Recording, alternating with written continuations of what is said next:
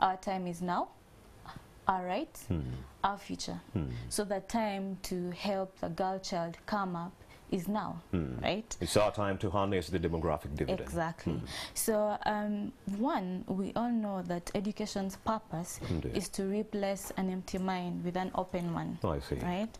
And we also know that the 1995 Constitution, Article 30 and 34, provides for the right to basic education, except for everyone, and not just now what organizations like BRAC Uganda does is to help or to assist the government to ensure that this comes into place, and also this is complemented by SDG 4, which is quality education. So today we celebrate the International Day of the Girl Child, and also we bring to light some of the issues in the current education sector, especially secondary education. Indeed. Exactly. But of course, in the late 1990s, we saw this government of Uganda introduce that is UPE, Universal Primary Education, and of course that led to so many of the young children in this country getting enrolled for primary education. And the problem right now, some of the experts are saying many of these children are not graduating into secondary education, meaning are stopping at primary 7. So we would like to know what is the issue in that regard. What are some of the challenges that these young people are grappling with that do not warrant them to actually go ahead and continue with their education at the secondary level, especially the girl child? You and I know that to be a fact. So what are some of the issues entailed in this whole problem? All right, thank you very much.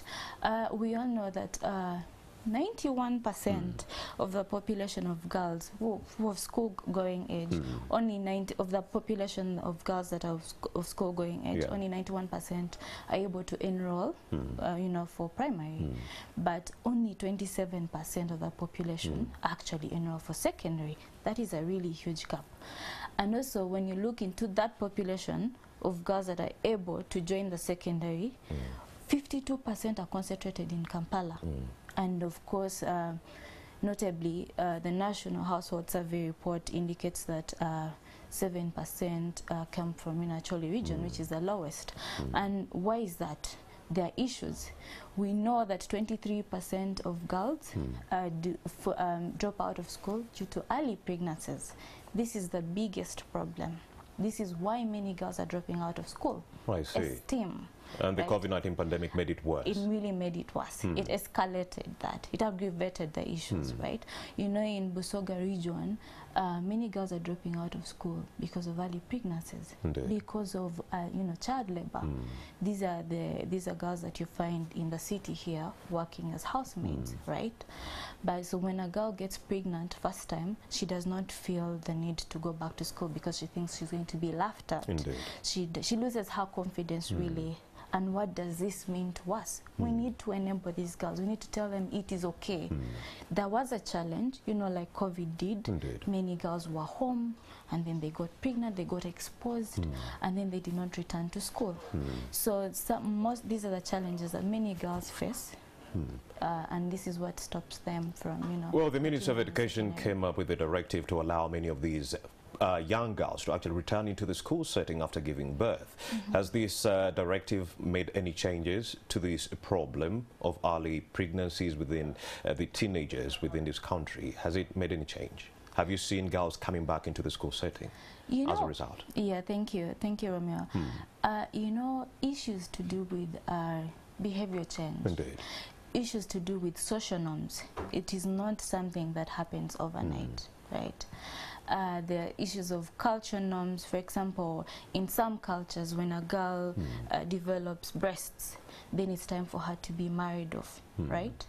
When a girl maybe starts her menstrual cycle, then it's time for her to be married off. So I cannot, yes, the government has really put in place many efforts like a universal secondary education, but we still have a long way to go. And this comes with, we have to tackle the social norms.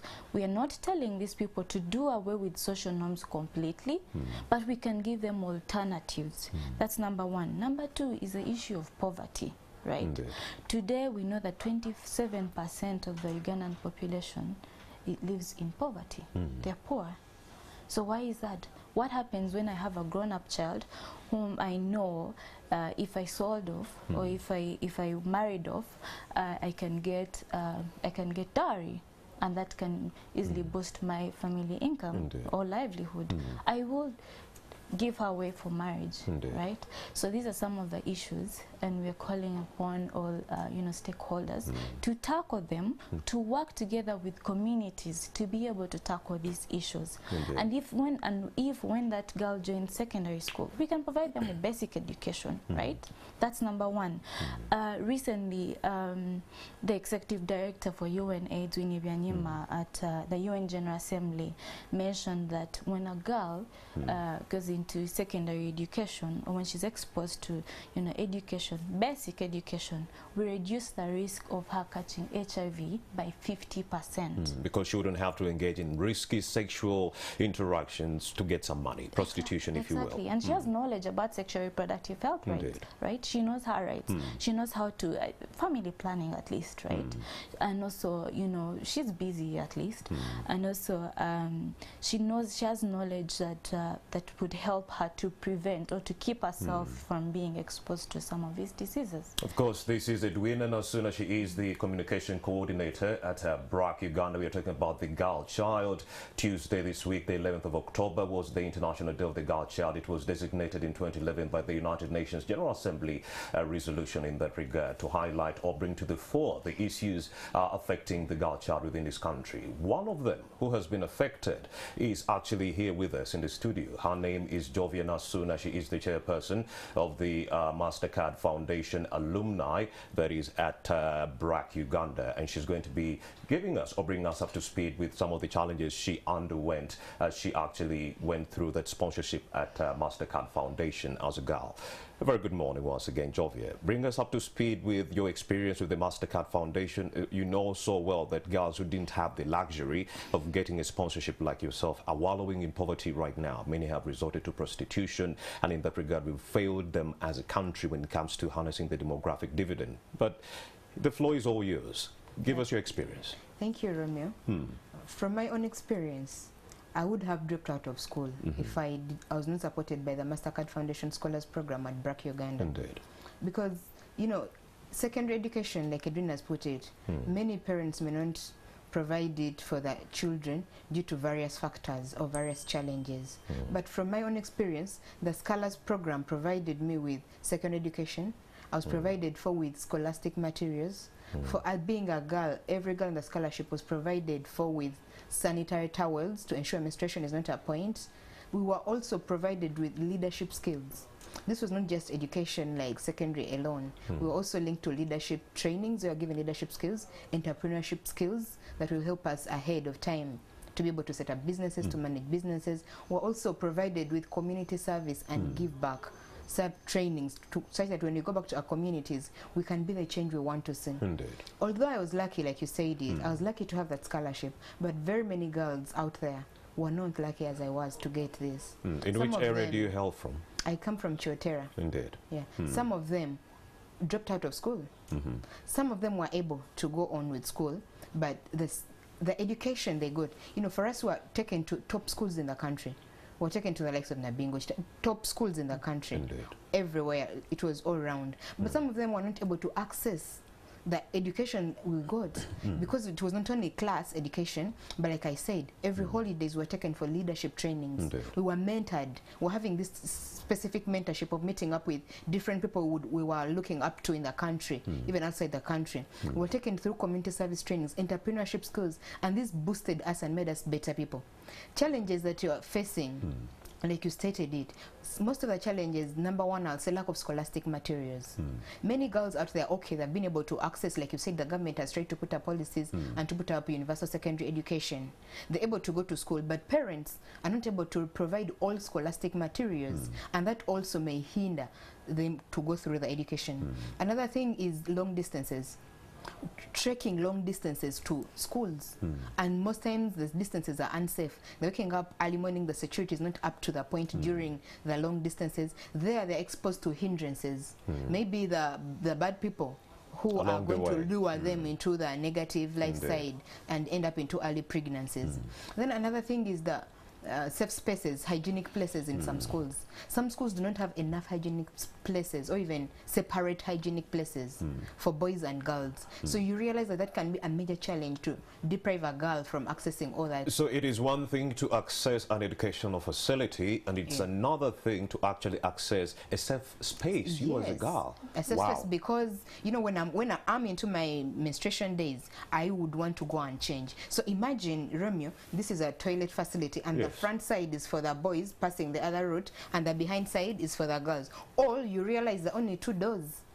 One sex to this side, you find boy, then girl onto those toilets. So as a girl, I'll not be safe to change. So what I will resort to during those days, I'll not go to school. I'll stay home. So if a girl misses about 4 days per month in a whole year, she's left behind, and some of them end up getting fed up and they drop out of school. And another point could really be perceptions of the communities where we come from. Like Edwina stated it, there's some communities whereby still have the perception of a girl should not access the. Why do you take her further? Indeed. She's going to get married. They find that a girl, anytime she's going to be lucky, and she may land onto a rich man and her life will be better. But let us concentrate onto this boy. Every home that has parents that are facing consequences in such communities will look out for the girl, sit her down and explain to her, you know, for you can be lucky anytime and you get a man, but your brother has to go through. So let us first handle your brother. Then for your case, either your brother and they complete, they'll come for you, or you'll get married. We shall get for you a rich man, and the girl is left behind. Cultural bias. Cultural bias. Domestic violence. Domestic violence has also turned out to be a point to hindering girls' education or even all education sections. Parents are fighting day in and day out. Today they are relocating, tomorrow they are coming back. Sometimes they'll not be able to get up to the point of educating this girl child. Schools, most of the schools actually have senior women and senior men teachers, but are they up to the speed? Are they up to the point? Do they get the separate trainings to know how to handle the girl child? You know, girl children can have mental, like we said, at home they are facing domestic violence. When they come to school, they're psychologically tortured. They're looking for a safe space to confide in, to talk to be prepared mentally, to be empowered to remain in school. But the people who are attending to them are also maybe not well prepared to this task. So that can also be a change. Today she'll come to school, she'll come late, she'll not participate in class, she'll just be so quiet and you're not finding out, you're not following up. So if that is also handled, that will also be a point to work on to better the education for the girl child. Jovia, I'm not sure if you were affected by this issue, but so many of the learners in this country, half of them, majority in fact, are not accessing lunch in the school settings. Romeo, did you also go through the same? In my primary, I did not go through that. In my secondary, I was supported. But like you have stated it, now imagine, when I talked about the mental health, imagine a girl left home without having supper. They are waking up early morning to trek a long distance. As they go to school, teachers come, you know, they come in, they try to teach, but she's not paying attention. Still at that break, which would have been the break time, they're not having anything. Then the lunch, as others are going for lunch, we already stated as for them they're having lunch time, just to sit down, try to talk and do anything. They will not concentrate in class. Slowly by slowly, those are the girls you hear who say that, I do not understand what we study. For me, I don't think I'm up to the task of being in school. I think I'm not bright enough. But the problem is not because they're not bright enough. The problem is because they're not well supported through. They're not empowered. When you talk about menstruation, you realize that in Africa, 10% of the girls drop out of school due to lack of menstrual materials to use. She's in her periods, she does not have a sanitary towel, she cannot afford what to use during the end result will be dropping out. So those are various things that are affecting most of the girls. For the girls within Chotera, now this question of course is going to be criticizing the central government. Do you feel like the government has actually offered enough support to the young girls? Let's talk about the jurisdiction where you hail from, Chotera district, yes. Yes, I'll thank the government that it has tried to put up the universal secondary education in the schools. I'll still say that it has introduced a new curriculum that is, if well handled, if well implemented, we really support those girls. But still, I'll go back to the government has tried to, when I talk about maybe the menstrual hygiene products, the government has tried to provide emergency menstrual hygiene products in schools. But then we shall be realistic and implore it to provide more, because when you say you're providing for emergency, there is a school in Chotera that has enrolled over 500 or even 700 students in secondary, but the senior man's office or that school has only 20 emergency sanitary towels, so that is not well support enough. How if the government can do more to provide that, to ensure at least that enough is not just emergency? Because when you say just emergency, that means you've put a school in a fixture of giving maybe those who have come first come first serve, or only a few, or some days they are lacking, they don't have, so that will also pull down. Then the empowerment, the government has, I believe, I don't know whether it has put up strategies of empowering these girls, and I'll not only actually put it to the government, I'll say all different stakeholders, parents, starting from parents.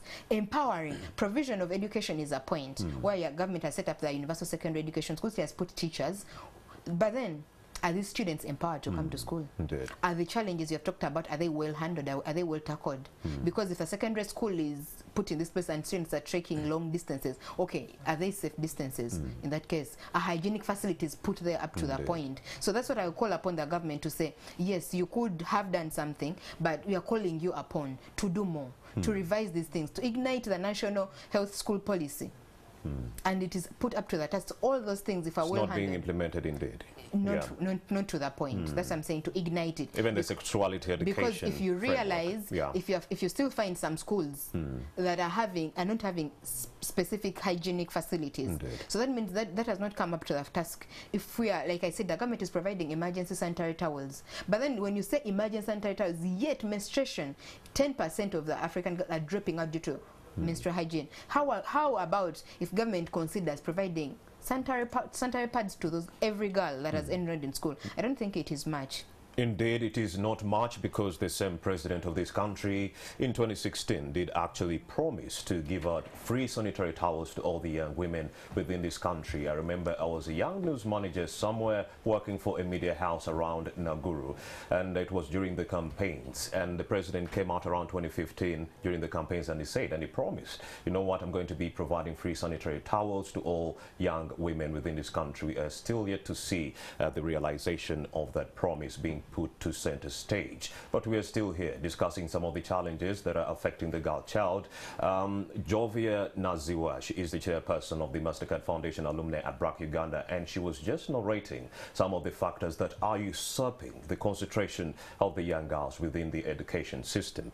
Of course, let's also bring in Edwina Nasuna, the communications coordinator at BRAC Uganda, to talk about Uganda's education curriculum. Is it structured to actually help the young women, you know, at a later stage to get into employment in the entrepreneurship space? Is the curriculum up to the task to help the young women get imparted with those skills? Edwina Nasuna, let's talk about how Uganda's education system or curriculum is structured towards, you know, providing employment opportunities, entrepreneurship skills to our young women. Are there any shortcomings?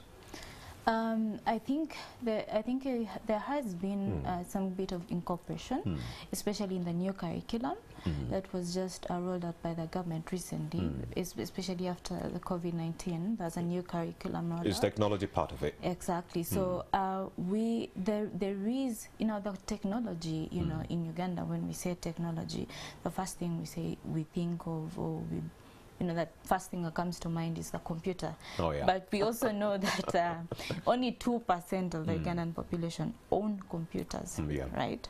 Although 74% of the population, you know, have mobile phones, right?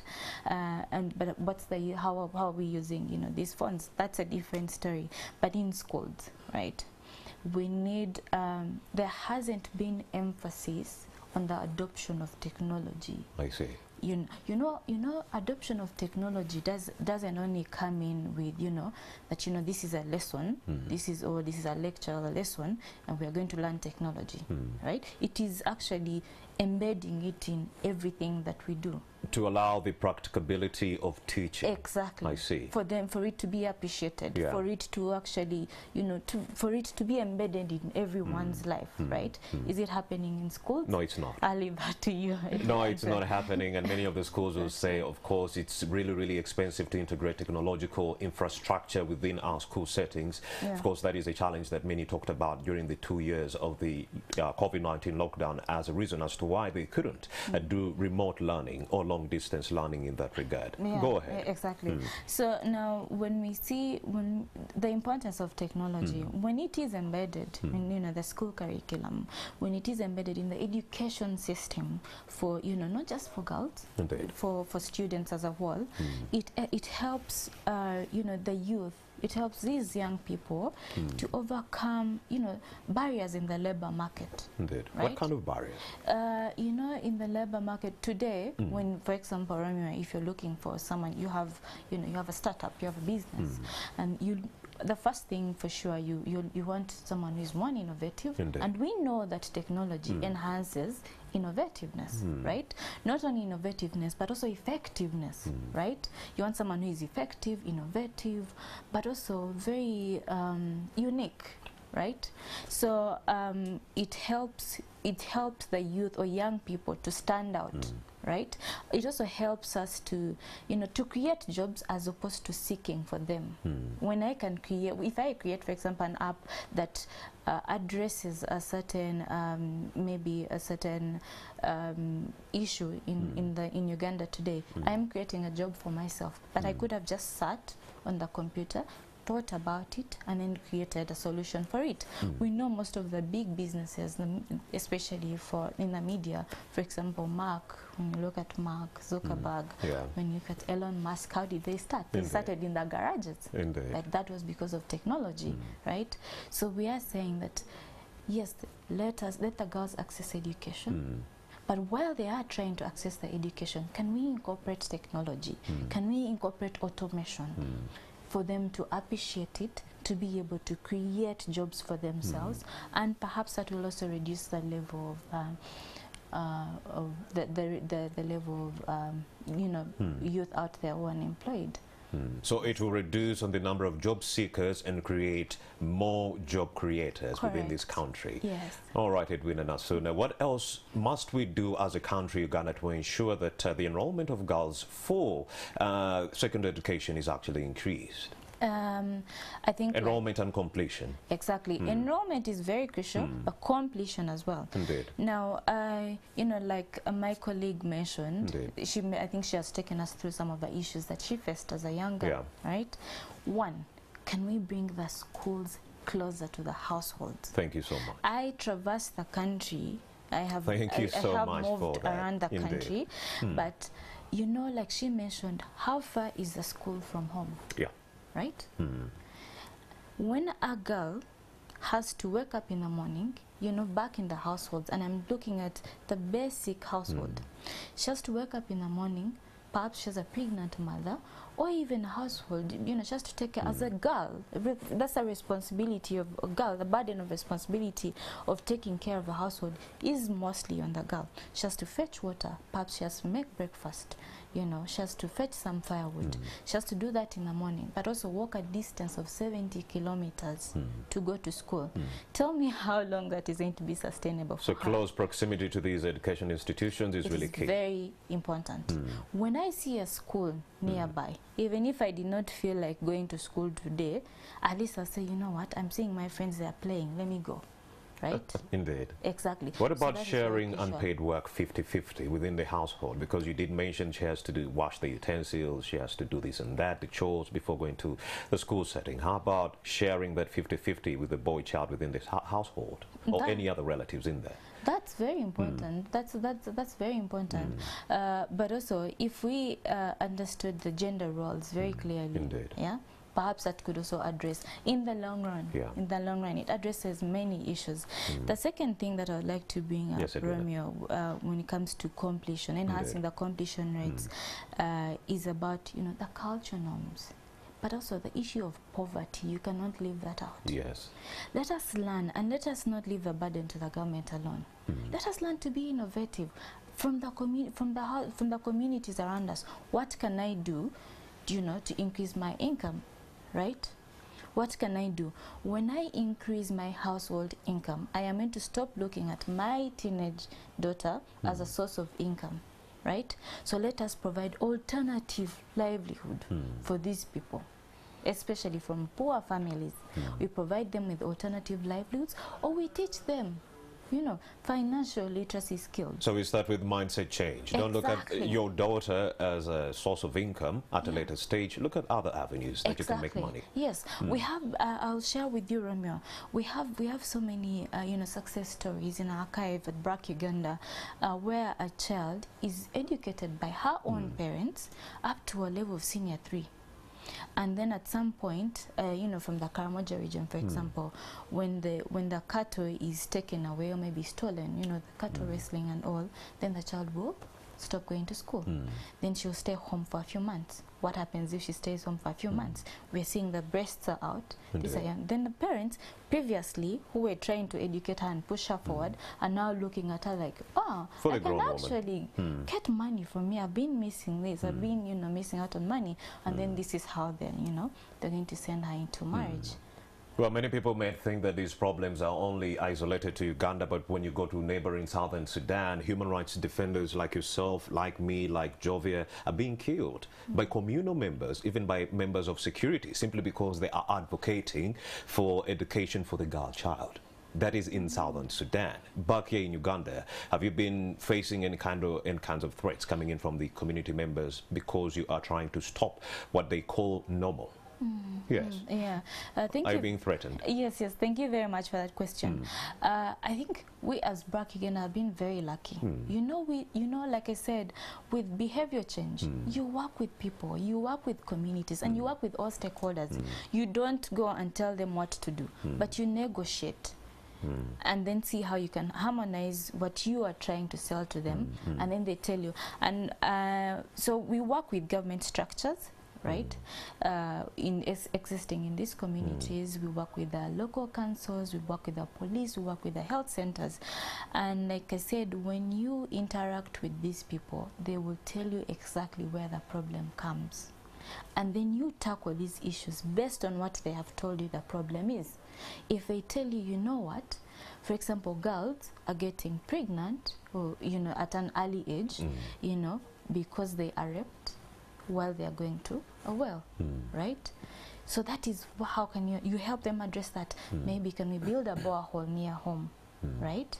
Can we increase security? Can we talk to the police to increase security in the area, right? Can we change? Can we communicate in the village? So members of the community have been helpful in your very ventures. helpful, and we do not face any resistance because we work with community. That's amazing. Yes. All right, let's also talk to Jovia Naziwa. She is the chairperson of the Mastercard Foundation alumni at BRAC Uganda. We are talking about what needs to be done. Of course, you did mention the challenges, but right now, in your perspective of someone who has gone through a very rough upbringing, someone who is disadvantaged, but at some point got helped by the Mastercard Foundation, would like to talk about what should be done differently by this country, Uganda, to ensure that young girls actually enroll for secondary education and actually complete it. What should be done? Yeah, thank you, Romeo. I'll say that this is for us as a community. Indeed. I call upon everyone, parents, teachers, neighbors, even the community and other stakeholders, beside government being a major stakeholder in this, and so that it is not just to let all this to the government, like Edwina said, but for each of us to be responsible to this. I'll just say that if parents are empowered, I'll begin with empowering the parents because they nurture the child from the early age to the later stage. If parents are empowered, for them to appreciate and know the benefit of education, not to just let it to, I did not go to school anywhere, at the end of the day I'm leaving. She can also find how, if they're well empowered to know the benefit and importance of a girl enrolling for education and completing, not just the habit of just take her to school and learn how to write her name, then that is all. If they know that when this child is well educated and at the end of the day she can be able to earn a living, this will change on the development of the family, the siblings and the community at large. They will appreciate that. Then another thing I'll say is the girls themselves. I talked about providing putting up the schools being a different thing, putting up teachers and telling them to go to school. Are they well empowered? In communities where we are, you realize that there are villages you can go to whereby there are no role models. So as we are here seated on NTV telling them school is important, you can become a better person, you can become this and this. To them, actually, some of them, it is far-fetched because around in their vicinity, they don't see that. So increasing on the access, empowerment, but accessing to them the role models I think would have been more of a practical thing for them to make them believe that it is possible, even in their communities, that it is possible for them to achieve that. Then I look up to, we talked about these challenges. Edwin has tackled the distance. I may not go deep into that, but let us look at menstrual hygiene management. Indeed, that's perfect. How best is it going to be handled? You know, right now a packet of sanitary towels is 3,600 shillings. I think that the lowest could be at 3,000 shillings. So these parents, when look into poverty, they're not able to afford that regularly. How about these parents, if we are given an alternative onto that? For us, what we have done is to go into these places and educate them about menstrual hygiene management and teach them how to make reusable sanitary towels using the readily available resources in their communities, just to get a needle, to get a button, to get pieces of clothes for them to identify, okay, this is absorbable, this is not absorbable, as long as I clean it and I stitch it in this way. That can also be a challenge. Empowering senior men teachers, empowering teachers with additional support skills like sexual reproductive health and rights. So even the teachers themselves need to be retooled. Yes, wow. Romeo. Empowering them with menstrual hygiene management skills for them to know, to be able to prepare these children. You know, the major challenge comes from actually parents, like I said it from the beginning. Some parents are afraid to talk to their children about menstrual hygiene management. They're waiting for the teachers. Yet the teachers also waiting for the parents. They're waiting for the parents. They're not even putting it into consideration. They're waiting to teach it as a topic in class when we go into primary. Is it primary 5, primary 6, where they study reproductive health and they're going to teach menstruation? Around primary. So that is what the teacher is waiting for. And the parent is also not minding. They're waiting to tell them when they are already there. Do you know that there are children who do not even see their first periods and they're already pregnant? Because they're not well prepared. Others are still facing the barriers, the norms of menstruation. When you're in your period, you're not supposed to walk around. When you're in your period, you're not supposed to go to school. When you're in your period, you're not supposed to go to the garden. Those myths alone are preventing them from accessing school. If they're well handled and we are breaking those myths, that will be better. Another challenge is hygienic facilities, hygienic places. When we talked about if the government comes up and really ignites the national health school policy and ensures it is well implemented, schools are called upon. Because if you place up something and you do not emphasize its implementation, it will not happen. The schools that are still having one simple toilet facility. So if when we're saying how to solve this, if this is put in place and emphasized, we talked about lunch. If government tries to increase on the donations on the money it sends to these schools. Well, of course, government right now is saying they are going to be introducing a security bylaw that would compel parents to actually foot the bills for the school children's lunch. And now you see, Romeo. Remember, is that a negative or a positive? Forcing parents to front lunch for their learners. We're talking about parents who are living below the dollar. That's what I was going to show you. Parents are still struggling with scholastic materials. And these students, those who have been able to access USE, those who are accessing private, those who are trying to access even the private schools, so pupils are being sent, even USE, they're being sent back home almost every 3 days, even during day. One time I was home and the student was sent at 2 p.m. sent back home to go and bring money, go and bring books, go and bring scholastic materials. Now imagine students or pupils are on the road all the time, and now you're saying they're on the road for scholastic materials. Now you're saying you're going to force them. What is a parent going to say? Some parents will say, pack your food. Others did not have supper. So I tell you, so what is going to happen? Those who are able to have supper, they're going to say pack some of the leftovers and go with them to school, such that you're able to attend school. But others, remember, they did not even access the supper. So how are they going to be able? They're not able to pay. They're not able to pack. So at a certain point, I would implore our government to revise that. Indeed. Because I believe it may be more harm than good. Indeed. And you also need to compound more on the issue of sexuality education. You did actually link it to the teachers who need to be retooled to be able to handle that issue. I do have an example of a friend of mine. She actually came into the class. 10 minutes later, she actually started, you know, the blood started dripping or oozing. And she actually told the teacher she had a problem. Then the teacher was like, how come you didn't know that you would have been in your piece today so that you don't come to school? Instead of aiding this young girl get maybe access to sanitary towels, that's how she blasted the young lady. And Talk to us about that, retooling the teachers. That is very common, Romeo, in schools. You know, from the training I got from the MasterCard Foundation, as I co-founded an organization called Africa Well Able, where it is basically onto sexual reproductive health rights for girls, skilling, entrepreneurship skills, and give back, to try to transfer back to the community what we were trained. We have moved in schools. You realize when you go to schools, as you're going into those trainings, the head teacher is going to link you to the senior man teacher. Trust me, Ramya, some of those teachers, they also know the information they got from their parents. Indeed.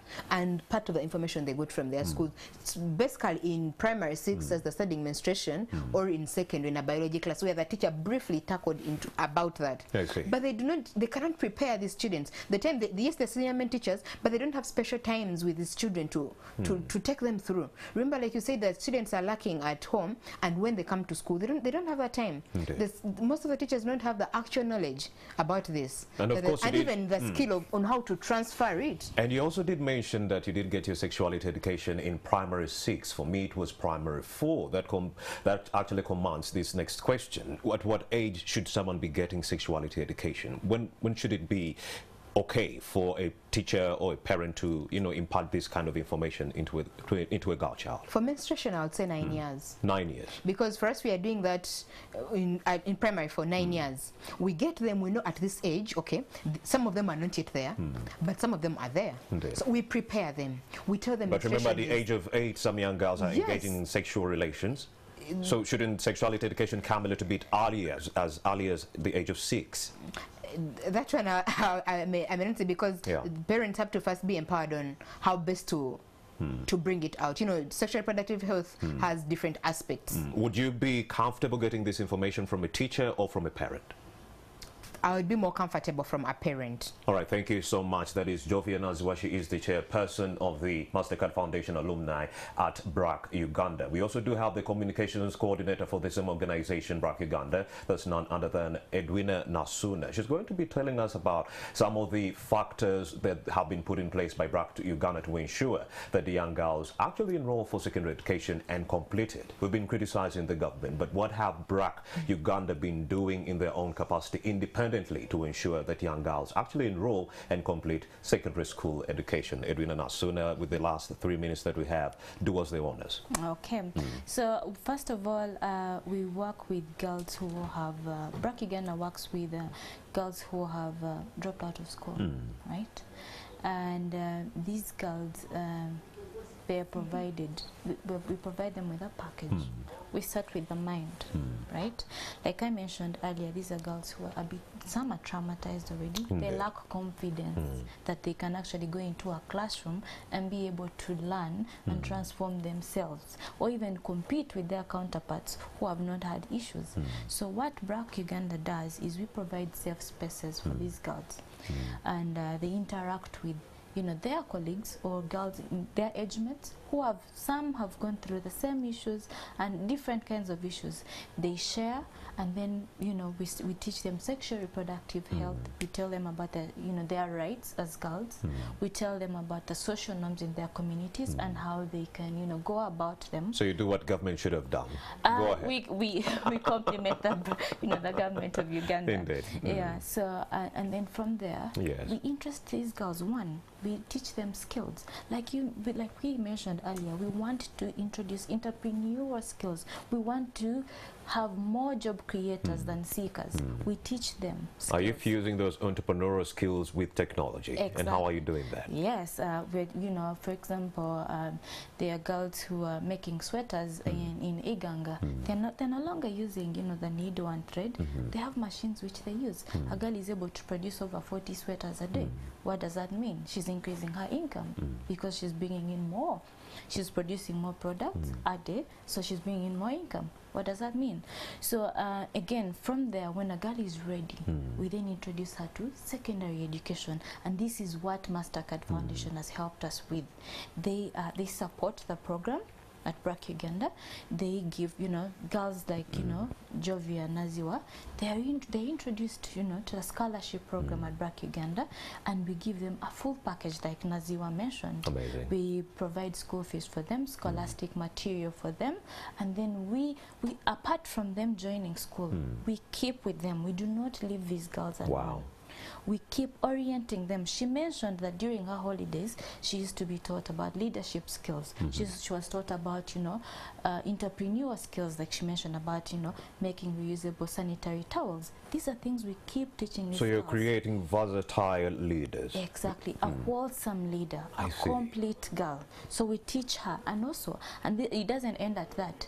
This girl, like she mentioned again, she created an organization to give back to the community she comes from. So we tell them that we have helped you. We may not be able to reach every girl in the country, but now that you have accessed this, go back and help other girls in your community. Indeed. This is what BRAC is. That is Edwina Nasuna. She is the communications coordinator at BRAC Uganda. We also did talk to, that is Jovia Naziwa. She is the chairperson of the MasterCard Foundation alumni at BRAC Uganda. Many thanks, dear ladies, for having made the time to speak to NTV Uganda and to speak to the world about these very, very pertinent issues that are affecting the girl child here in Uganda, within the East African region, the African region, and the whole world as it is. Thank you so much for coming through. Thank you for having us. Indeed.